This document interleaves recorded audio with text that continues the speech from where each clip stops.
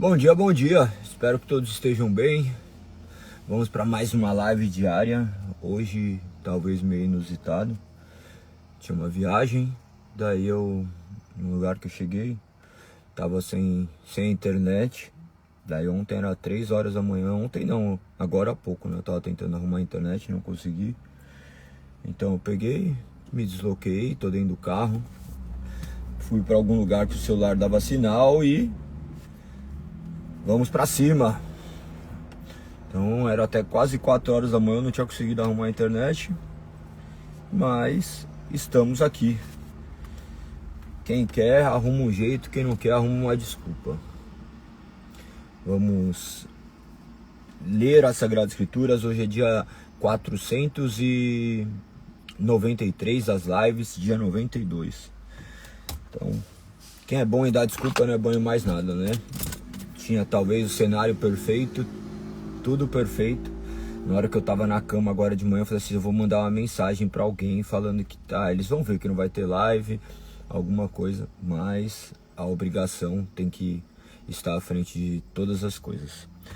Vamos orar então, agradecendo ao Senhor pela oportunidade que nós temos de ter a palavra dele, de meditar acerca das Sagradas Escrituras e clamar para que ele nos direcione. Deus Pai, Tu és criador de todas as coisas, Tu és soberano sobre tudo, Pai. Obrigado por nos criar, para a honra e glória do Seu nome.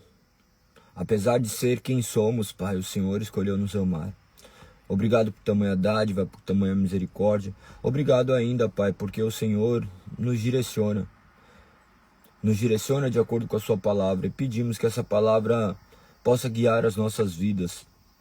Nos dê o alimento do qual vá nos sustentar e nos nutrir, de maneira que nós possamos ser fortalecidos e Seu nome engrandecido.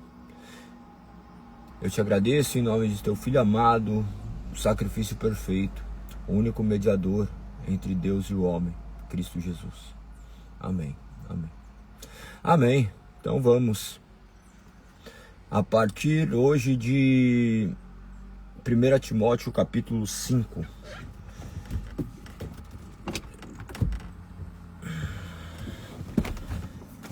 A palavra do Senhor diz: nunca fale com dureza a um homem mais velho, mas aconselhe-o como faria com seu próprio pai. Respondam para mim se o som tá bom aí. Vocês estão conseguindo ouvir bem? Que eu tô dentro do carro, então é a chance agora. Deem um sinal de ok. Eu fiquei falando e comecei a ler, que eu nunca fiz aqui dentro do carro. Não sei se o som tá. Então vamos seguir de novo. Então vamos seguir novamente.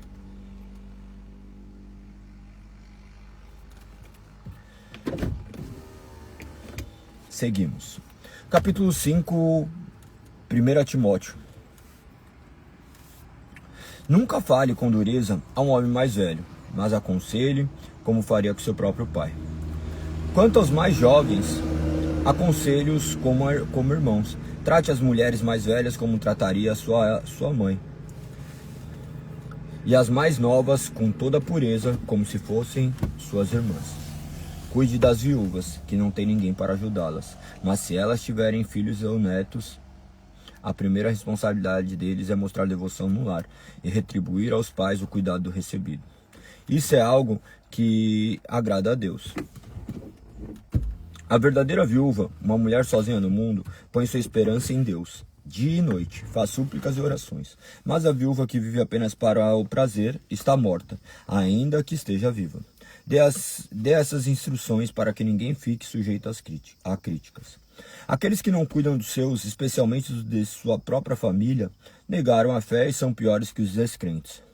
A viúva, incluída na lista para receber o sustento, deve ter pelo menos 60 anos e ter sido esposa de um só marido. Deve ser respeitada pelo bem que praticou, como alguém que soube criar os filhos.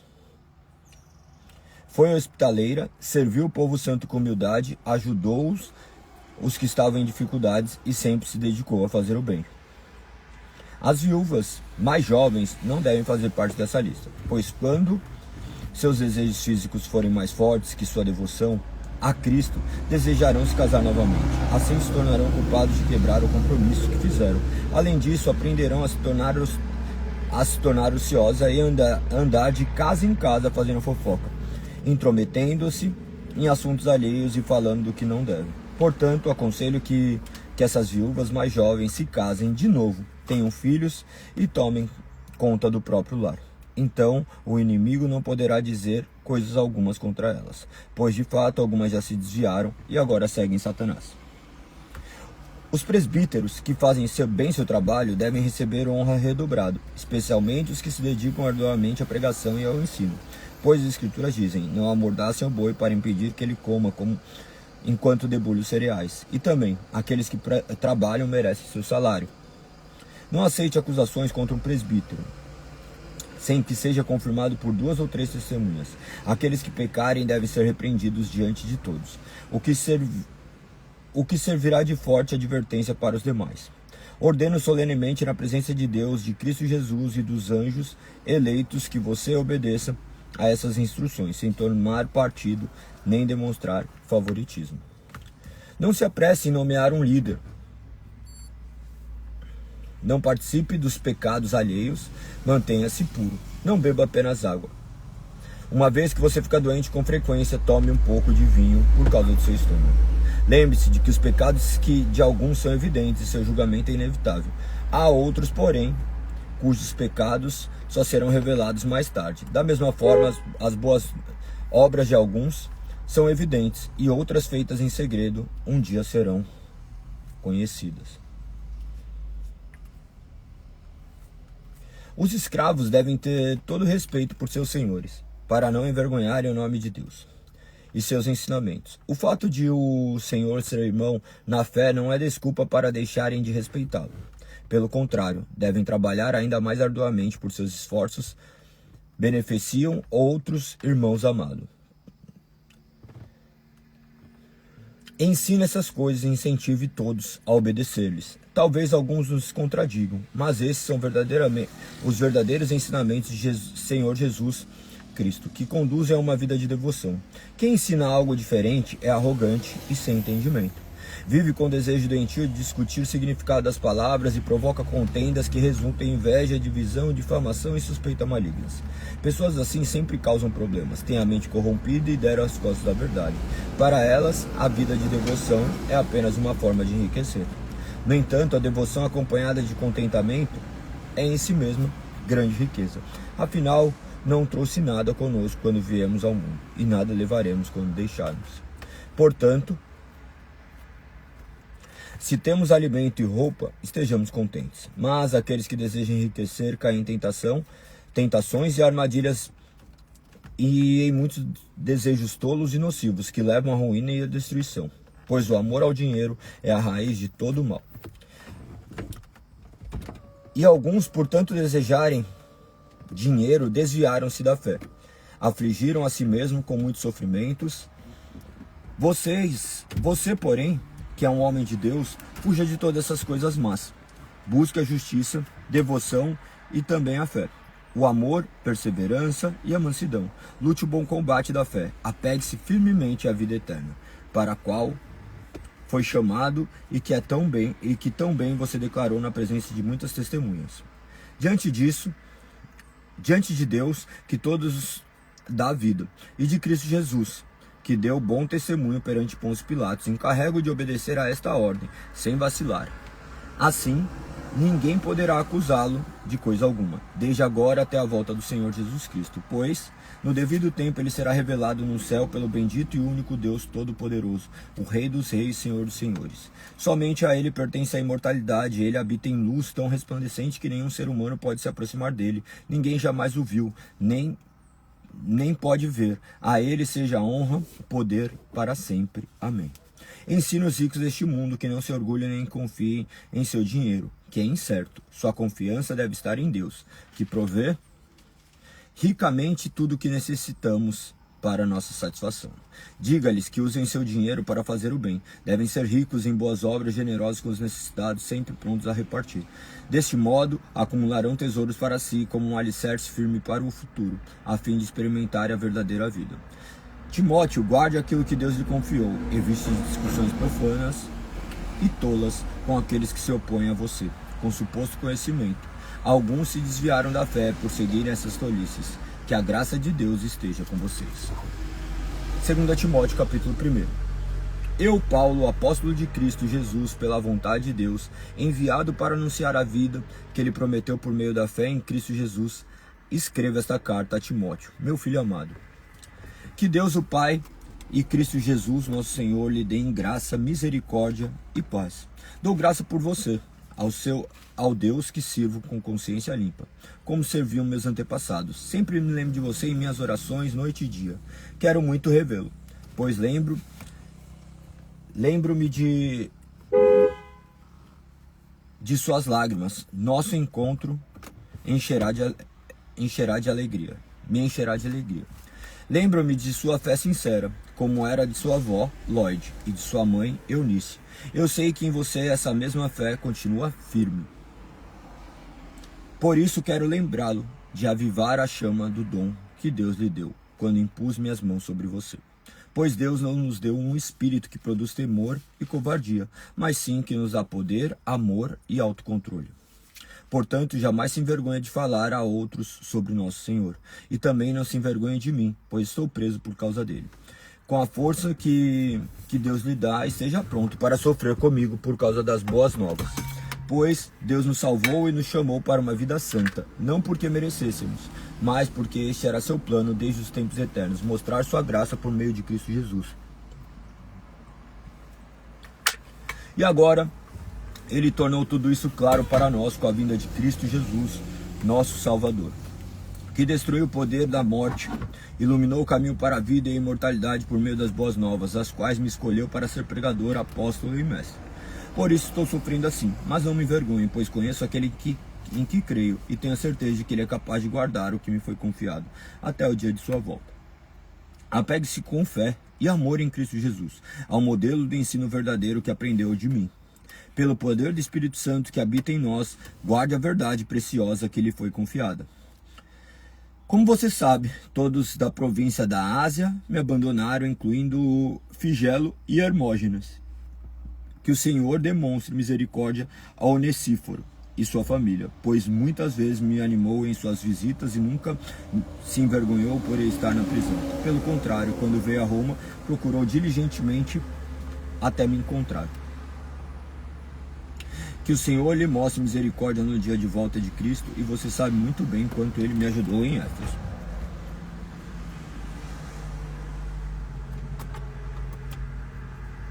Capítulo 2. Meu filho, seja forte por meio da graça que há em Cristo Jesus. Você me ouviu ensinar verdades confirmadas por muitas testemunhas confiáveis. Agora ensine as pessoas de confiança que possam transmiti-las a outros. Suporte comigo o sofrimento como um bom soldado de Cristo. Nenhum soldado se deixa envolver em assuntos da vida civil, pois se fizesse não poderia agradar ao oficial que o alistou. O atleta não conquista o prêmio se não seguir as regras, e o lavrador que trabalha arduamente deve ser o primeiro a colher o fruto do seu esforço. Pense no que estou lhe dizendo, o Senhor o ajudará a entender todas essas coisas. Lembre-se de que Jesus Cristo, descendente do rei Davi, ressuscitou dos mortos. Essas são boas novas que eu anuncio. Por causa disso, sofro e sou preso como um criminoso. Mas a palavra de Deus não está presa. Portanto, estou disposto a suportar qualquer coisa, se isso trouxer salvação e glória eterna em Cristo Jesus para os que foram escolhidos. Essa é uma afirmação digna de confiança. Se morremos com Ele, também com Ele viveremos. Se perseverarmos, com Ele reinaremos. Se o negarmos, Ele nos negará. Se formos infiéis, Ele permanecerá fiel, pois não pode negar a si mesmo. Lembre-se essas coisas a todos e ordene-lhes, na presença de Deus, que deixem de brigar por causa da palavra. Essas discussões são inúteis e podem causar grave prejuízo a quem os ouve. Esforce-se sempre para receber a aprovação de Deus, a quem você serve. Seja um bom trabalhador que não tem de que se envergonhar e ensina corretamente a palavra da verdade. Evite conversas tolas, profanas, que só levam mais comportamentos mundanos. Esse tipo de conversa se espalha como câncer. Exemplo ocorrido com Emeu e Fileto. Eles deixaram o caminho da verdade, afirmando que a ressurreição dos mortos já aconteceu. Com isso, desviaram alguns da fé. Mas o alicerce sólido de Deus permanece firme, com essa inscrição: o Senhor conhece quem pertence a Ele. E todos que pertencem ao Senhor devem se afastar do mal. Numa casa grande, alguns utensílios são de ouro e de prata, e outros de madeira e de barro. Os utensílios de mais valor são reservados para ocasiões especiais. Os de menos valor para uso diário. Se você se mantiver puro, será um utensílio para fins honrosos. Sua vida será limpa. Você estará pronto para que o Senhor da casa o empregue para toda boa obra. Fuja de tudo que estimule as paixões da juventude. Em vez disso, busque justiça, fidelidade, amor e paz, na companhia daqueles que invocam o Senhor com o coração puro. Digo mais uma vez, não se envolvam em discussões tolas e ignorantes que só servem para gerar brigas. O servo do Senhor não deve viver brigando, mas ser amável com todos, apto a ensinar e paciente. Instrua com mansidão aqueles que se opõem na esperança de que Deus os leve ao arrependimento. E assim conheçam a verdade. Então voltarão ao perfeito juízo e escaparão da armadilha do diabo, que os prendeu para fazerem o que ele quer.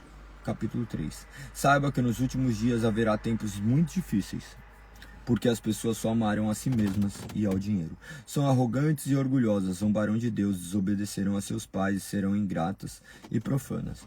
Não terão afeição, nem perdoarão, caluniarão outros, não terão autocontrole, serão cruéis e odiarão o que é bom. Trairão os amigos, serão imprudentes e cheias de si, e amarão os prazeres em vez de amar a Deus.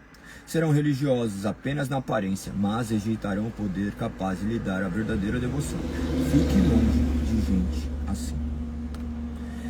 Entre tais pessoas, há aqueles que se infiltram na casa alheia e conquistam a confiança de mulheres vulneráveis, carregadas de pecados e controladas por todo tipo de desejo. Mulheres que estão sempre em busca de novos ensinos, mas jamais conseguem entender a verdade. Esses mestres se opõem à verdade, como Janes e Jambres se opuseram a Moisés. Têm a mente depravada e sua fé não é autêntica. Contudo, não irão muito longe. Um dia alguém verá como são insensatos, como aconteceu com Janes e Jambres.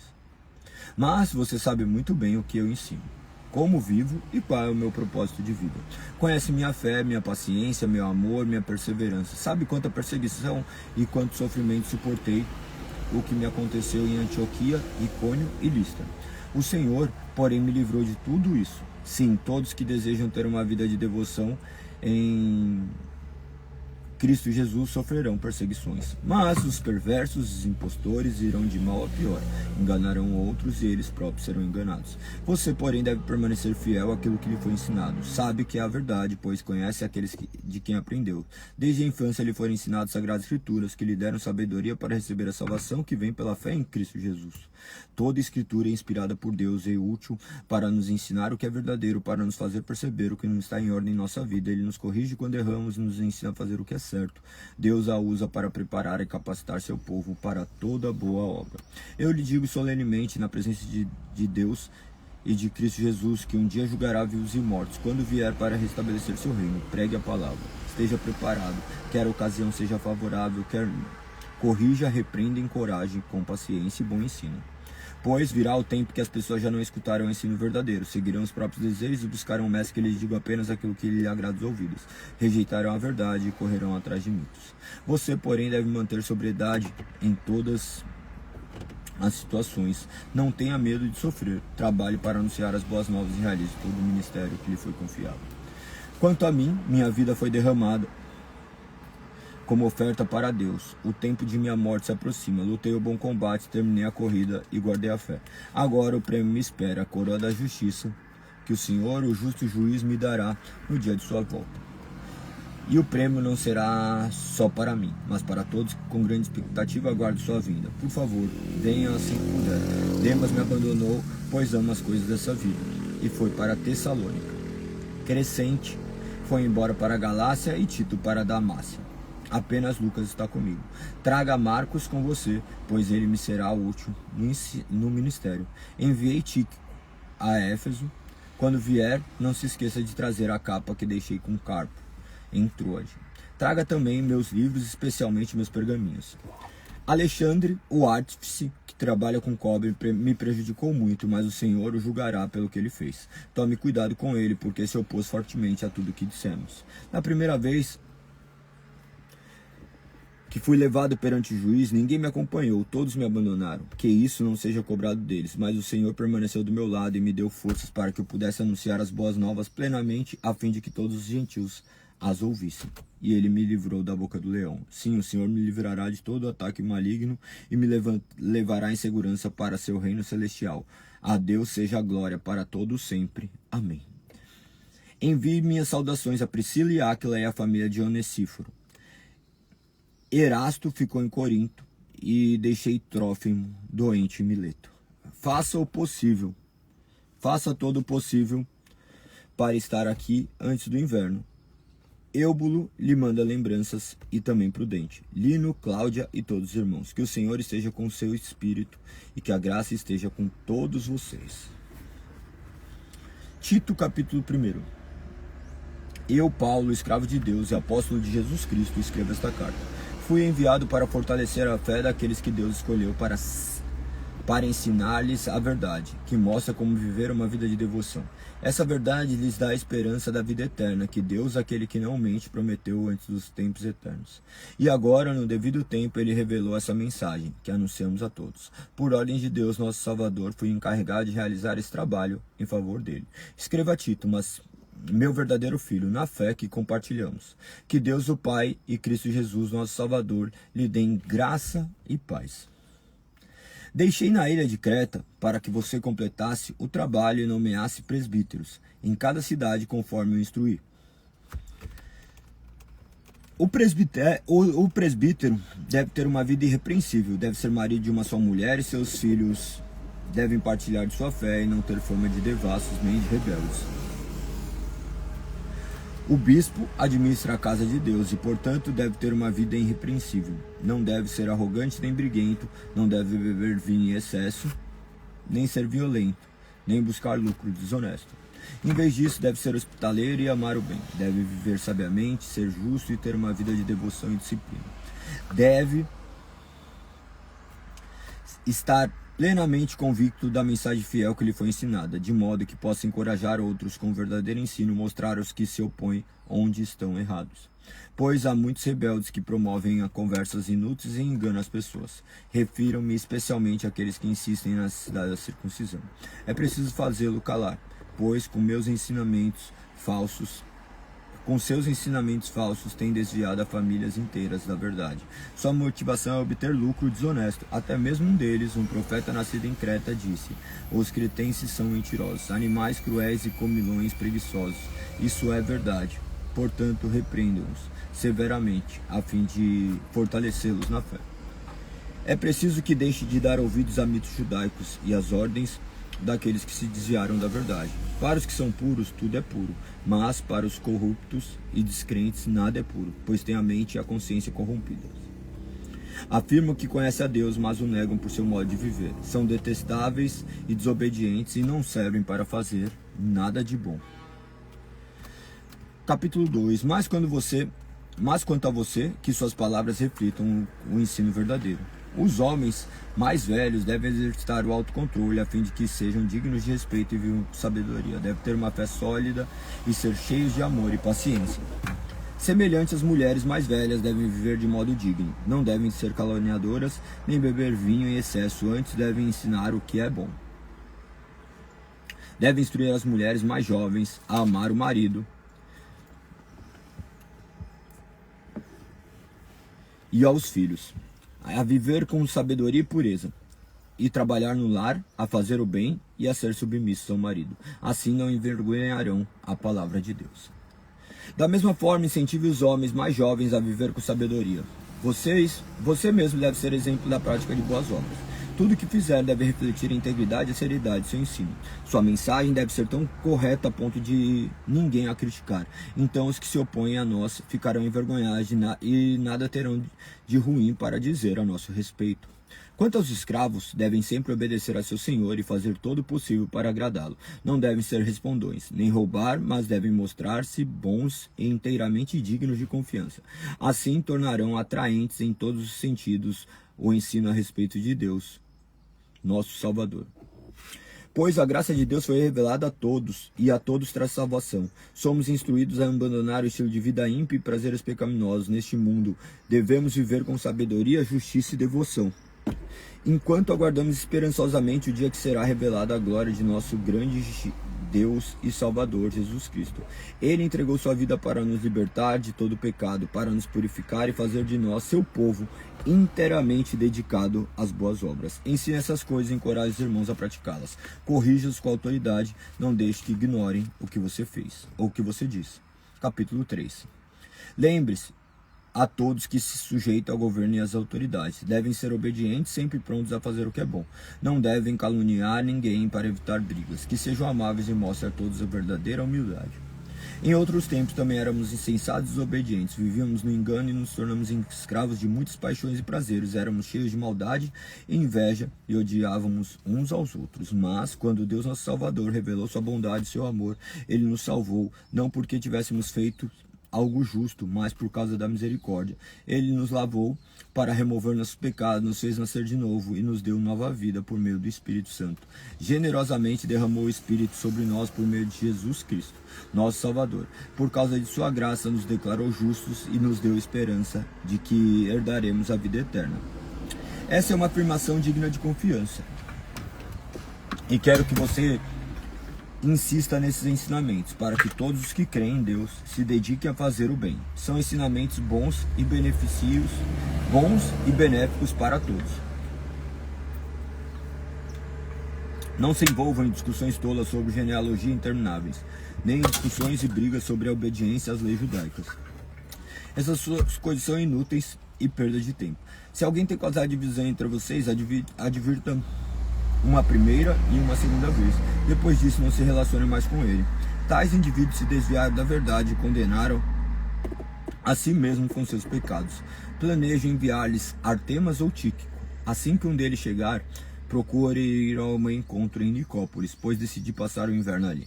Faça todo o possível para ajudar Zenas, o advogado, e Apolo na viagem deles. Providencie que tenham tudo o que precisam. Nosso povo deve aprender a fazer o bem, ao suprir as necessidades urgentes de outros. Assim, ninguém será improdutivo.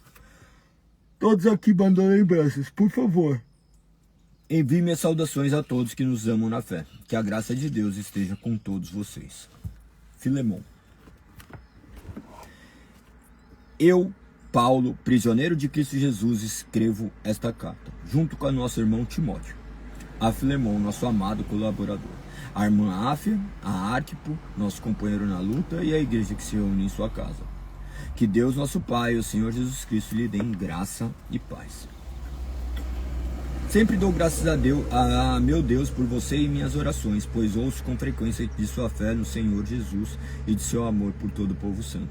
Oro para que você ponha em prática a comunhão que vem da fé, à medida que entender e experimentar todas as coisas boas que temos em Cristo. Seu amor, meu irmão, tem me dado muita alegria e conforto, pois sua bondade tem revigorado o coração do povo santo. Por isso, ainda que pudesse exigir em Cristo que você faça o que é certo, prefiro pedir com base no amor.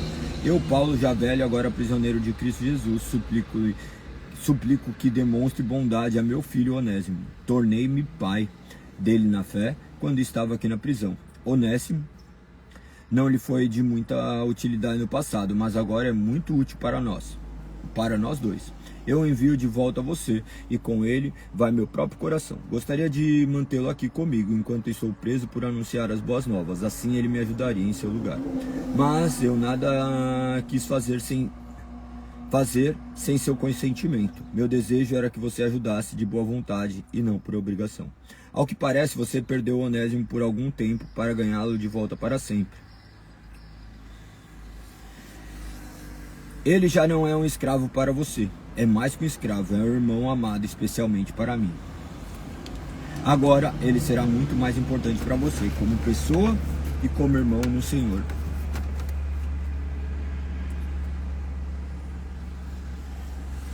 Portanto, se me considera seu companheiro na fé, receba-o como receberia a mim. Se ele prejudicou de alguma forma ou lhe deve algo, cobre de mim. Eu, Paulo, escrevo que de próprio punho eu pagarei, e não mencionarei que você me deve sua própria vida. Sim, meu irmão, faça-me essa gentileza no Senhor, reanime meu coração em Cristo. Escreva essa carta certo de que você fará o que lhe peço, e até mais.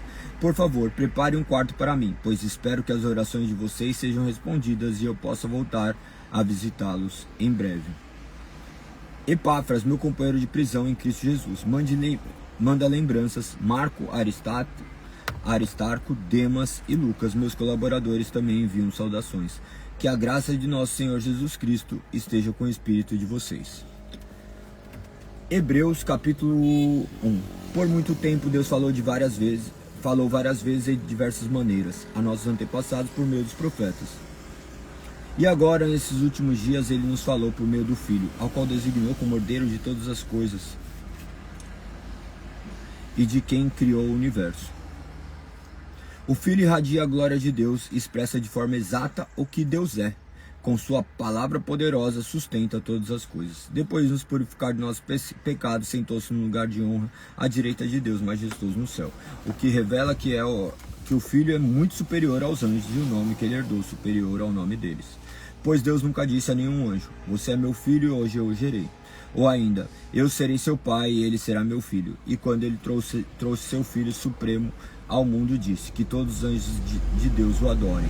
A respeito dos anjos ele diz: ele envia seus anjos como os ventos a seus servos, como chamas de fogo. Mas o Filho dele disse: teu trono, ó Deus, permanecerá para sempre. Tu governas com cetro de justiça, amas a justiça e odeia o mal. Por isso Deus, o teu Deus, te ungiu, derramou sobre ti o óleo da alegria, mais do que qualquer outro.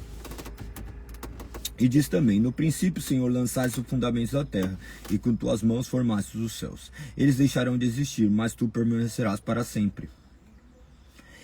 Eles se esgotarão como roupa velha. Tu desdobrarás como um manto, e te desfarás dele como roupa velha. Tu, porém, és sempre o mesmo. Teus dias jamais terão fim. E ele nunca disse a nenhum de seus anjos: sente-se no lugar de honra à minha direita, até que eu humilhe meus inimigos e os ponha debaixo de seus pés. Portanto, os anjos são apenas servos, espíritos enviados para cuidar daqueles que herdarão a salvação. Portanto, precisamos prestar muita atenção às verdades que temos ouvidos, para não nos desviarmos dela. Pois a mensagem que foi transmitida por meio dos anjos permaneceu firme, e toda transgressão e desobediência recebeu o castigo merecido. O que nos faz pensar que escaparemos se negligenciarmos essa grande salvação, anunciada primeiramente pelo Senhor, depois transmitida a nós por aqueles que ouviram falar. E Deus confirmou a mensagem por meio de sinais, maravilhas e diversos milagres, também por dons do Espírito Santo, conforme sua vontade. Além disso, não são anjos que governarão o mundo futuro que nos referimos, porque em certo lugar alguém disse: quem é o simples mortal para que pense neles? Quem é o filho do homem para que com ele te importes? E no entanto, por pouco tempo, o fizestes um pouco menor do que os anjos e coroastes de glória e honra. Tu lhe destes autoridade sobre todas as coisas. Quando se diz todas as coisas, significa que nada foi deixado de fora. É verdade que ainda não vimos tudo ser submetido à sua autoridade. Contudo, vemos Jesus, que por pouco tempo foi feito um pouco menor que os anjos, e que por ter sofrido a morte agora está coroado de glória e honra. Sim, pela graça de Deus, Jesus experimentou a morte por todos. Deus para quem e por meio de quem todas as coisas foram criadas, escolheu levar muitos filhos à glória. E era apropriado que, por meio do sofrimento de Jesus, ele tornasse o líder perfeito para conduzi-los à salvação. Assim, tanto o que santifica como os que são santificados procedem de um só. Por isso, Jesus não se envergonha de chamá-los de irmãos, quando diz: proclamarei teu nome a meus irmãos, e no meio de teu povo reunido te louvarei. Porém, minha confiança nele, isso é, eu e os filhos que Deus me deu. Visto, portanto, que os filhos são seres humanos feitos de carne e sangue, o Filho também se tornou carne e sangue, pois somente assim ele poderia morrer, e somente ao morrer destruiria o diabo, que tinha o poder da morte. Só dessa maneira ele libertaria aqueles que durante toda a vida foram escravizados do medo da morte. Também sabemos que o Filho não veio para ajudar os anjos, mas sim os descendentes de Abraão. Portanto, era necessário que ele se tornasse semelhante a seus irmãos em todos os aspectos, de modo que pudesse ser nosso misericordioso e fiel sumo sacerdote diante de Deus e realizar o sacrifício que remove o pecado do povo. Uma vez que ele próprio passou por todo sofrimento e tentação, é capaz de ajudar aqueles que são tentados. Capítulo de número 3. Portanto, irmãos, santos que participam do chamado celestial,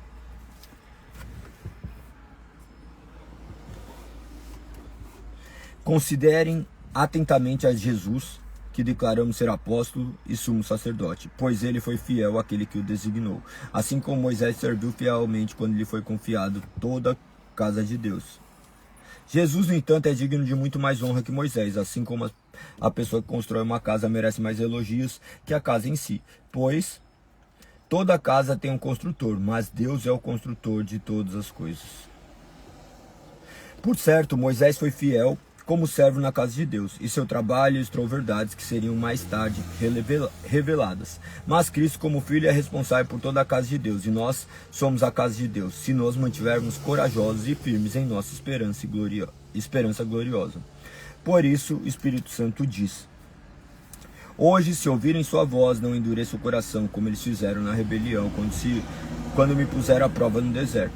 Ali, seus antepassados me tentaram e me puseram à prova, apesar de terem visto meus feitos durante 40 anos. Por isso fiquei irado com aquela geração e disse: seu coração sempre se desvia de mim, vocês se recusaram a andar em meus caminhos. Assim jurei minha ira, jamais entrarão no meu descanso. Portanto, irmãos, cuidem para que nenhum de vocês tenha um coração perverso e incrédulo, que os desvie do Deus vivo. Advirtam uns aos outros todos os dias enquanto ainda é hoje, para que nenhum de vocês seja enganado pelo pecado e fique endurecido. Porque nos tornaremos participantes de Cristo se de fato mantivermos firmes até o fim a confiança que nele depositamos no início. Lembre-se do que foi dito: hoje, se ouvirem sua voz, não endureça o coração, como eles fizeram na rebelião. E quem foram os que revelaram, mesmo depois de terem ouvido? Não foram aqueles que saíram do Egito conduzidos por Moisés? Quem deixou Deus irado durante 40 anos? Não foi o povo que pecou, cujos corpos ficaram no deserto? E a quem Deus dirigiu quando jurou que jamais entraria em seu descanso? Não foi o povo que lhe desobedeceu? Vemos, portanto, que não puderam entrar no descanso por causa de sua incredulidade. Assim, uma vez que permanece a promessa de que entraremos no descanso de Deus, devemos ter cuidado para que nenhum de vocês pense que falhou, porque essas boas novas também nos foram anunciadas como a eles, mas a mensagem de nada lhes valeu, pois não receberam com fé e não se uniram àqueles que ouviram. Pois nós, os que cremos, entramos em seu descanso. Quanto aos demais, Deus disse: assim jurarei minha ira, jamais entrarão no meu descanso. Embora suas obras estejam prontas desde a criação do mundo, sabemos que estão prontos por causa da passagem que menciona o sétimo dia. No sétimo dia, Deus descansou de todo o seu trabalho. Mas, em outra passagem, Deus disse: jamais entrarão com o meu descanso.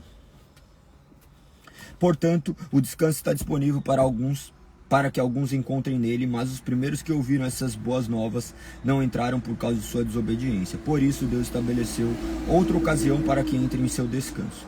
E essa ocasião é hoje. Ele anunciou isso por meio de Davi muito tempo depois, nas palavras já citadas: hoje, se ouvirem sua voz, não endureçam o coração. Se Josué lhe tivesse dado descanso, Deus não teria falado de outro dia de descanso por vir. Logo, ainda há um descanso definitivo, à espera do povo de Deus.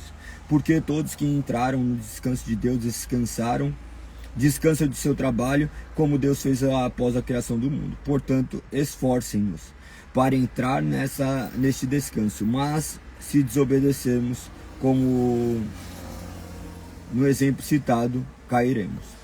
Pois a palavra de Deus é viva e poderosa e mais cortante que qualquer espada de 2 gumes, penetrando entre a alma e o espírito, entre a junta e a medula, e transcrevendo a luz até os pensamentos. Perdão, vamos voltar aqui, me perdi aqui. Pois a palavra de Deus é viva e poderosa, e mais cortante que qualquer espada de dois gumes, penetrando a alma e o espírito, entra junto à medula e trazendo luz até os pensamentos e desejos mais íntimos.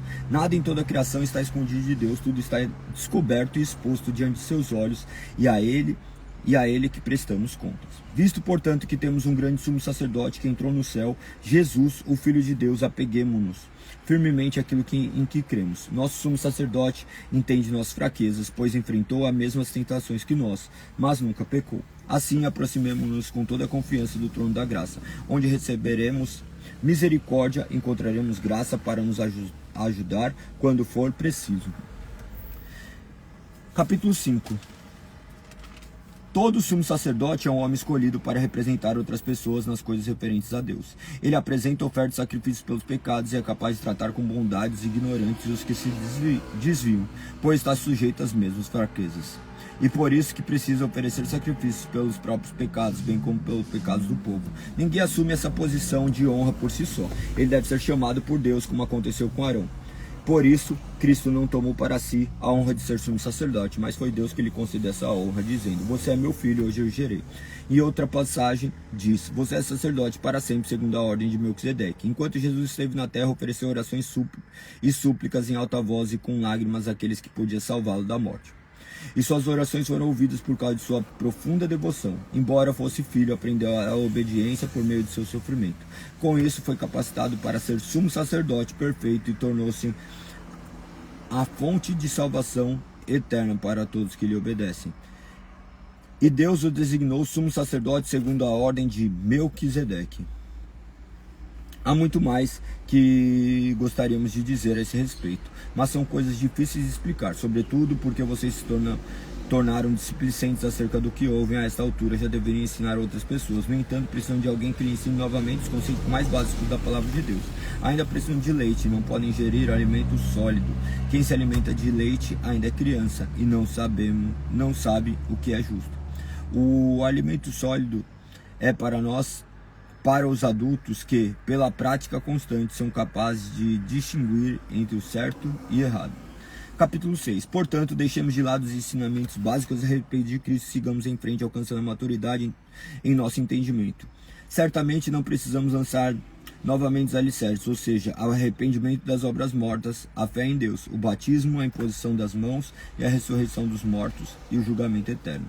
Se Deus permitir, avançaremos para um maior entendimento. Pois é impossível trazer de volta ao arrependimento aqueles que já foram iluminados, que já experimentaram as dádivas celestiais, se tornaram participantes do Espírito Santo, que provaram a bondade da palavra de Deus e os poderes do mundo por vir, e que depois se desviaram. Sim, é impossível trazê-los de volta ao arrependimento, pois ao rejeitar o Filho de Deus, eles voltaram a pregá-lo na cruz, expondo a vergonha pública.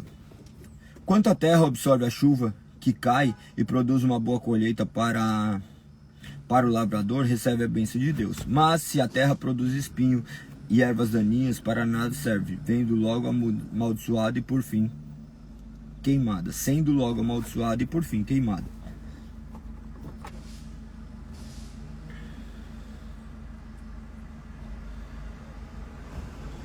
Amados, embora estejamos falando dessa forma, na realidade não queremos que se aplique a vocês. Temos certeza de que estão destinadas às coisas melhores que pertencem à salvação. Pois Deus não é injusto, não se esquecerá de como trabalhar arduamente para Ele, lhe demonstrar um amor ao cuidado do povo santo, como ainda fazem. Nosso desejo é que vocês continuem a mostrar essa mesma dedicação até o fim, para que tenham plena certeza de sua esperança. Assim, não se tornarão displicentes, mas seguirão o exemplo daqueles que, por causa de sua fé e perseverança, herdarão as promessas. Considerem a promessa de Deus a Abraão, uma vez que não havia ninguém superior por quem jurar. Deus jurou por si mesmo e disse: certamente o abençoarei e multiplicarei grandemente seus descendentes.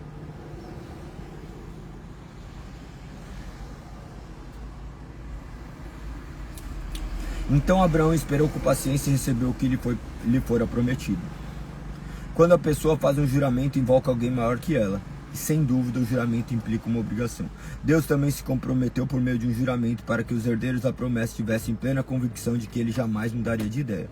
A promessa e o juramento não podem ser mudados, pois é impossível que Deus muda. Portanto, nós que nele nos refugiamos, estamos firmemente seguros ao pegarmos a esperança posta diante de nós. Essa esperança é uma âncora firme e confiável para a nossa alma. Ela nos conduz até o outro lado da cortina, para o santuário interior. Jesus já entrou ali por nós. Ele se tornou nosso eterno sumo sacerdote, segundo a ordem de Melquisedeque. Somente até aqui terminamos então hoje, dia 493, live de número 92, 1 Timóteo capítulo 5 até Hebreus capítulo 6. Maravilhoso. Amanhã nós vamos até mais ou menos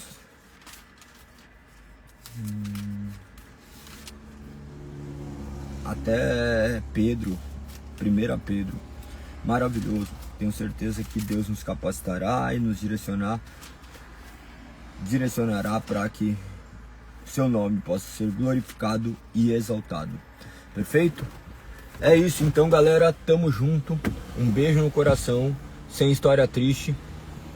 Quem é bom em dar desculpa não é bom em mais nada. Faz o que deve ser feito. Se você estiver atrasado, coloca no lugar e vamos para cima. Amanhã estaremos aqui, não sei de que jeito, mas Deus há de providenciar a maneira correta e que Ele possa também me despertar, me acordar e me manter ativo para que possa glorificar Teu santo nome.